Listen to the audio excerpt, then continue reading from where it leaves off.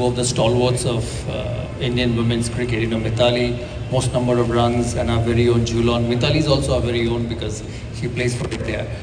She played for it, and Jhulan the highest number of wickets. So I'm excited to share the stage with both of them.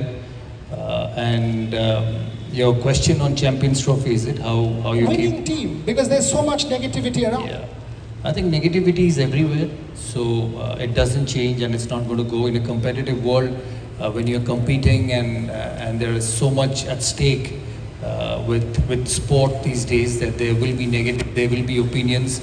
It was the same in the past, and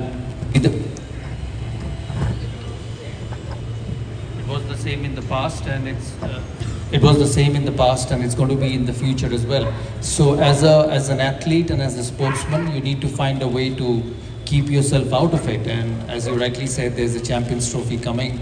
I know India did not have a great series of Australia, but if you look at the last two World Cups, the T20 World Cup, India won it unbeaten, and the 50-over World Cup, India lost the final. So if you look at India's performance in the last two World Cups, they've just lost one game in almost about 20 of them. So I think it's a phenomenal one-day team. It's a phenomenal white ball team, and for me, they will be the favorites in the Champions Trophy.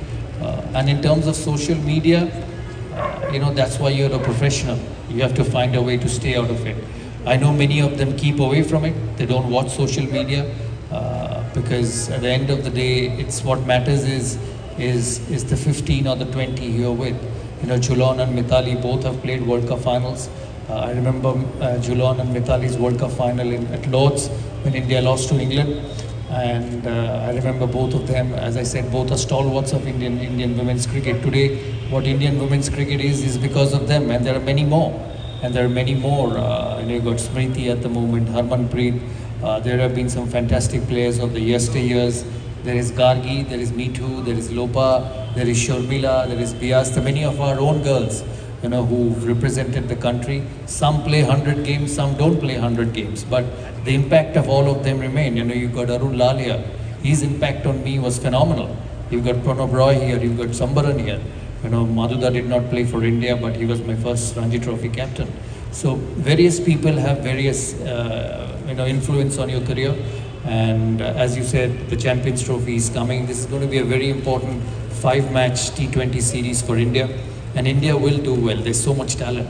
There's so much talent in the men's department. There's so much talent in the women's department. You see how the girls are playing. And I just want to say one small thing. When I first became BCCI president in 2019, and what I saw women's cricket and what I see women's cricket in 6 years down the line in 2025, and both Mithali and Jhulan will agree, it's improved enormously. We used to talk about Australia, we used to talk about England, we used to talk about Meg Lanning, we used to talk about,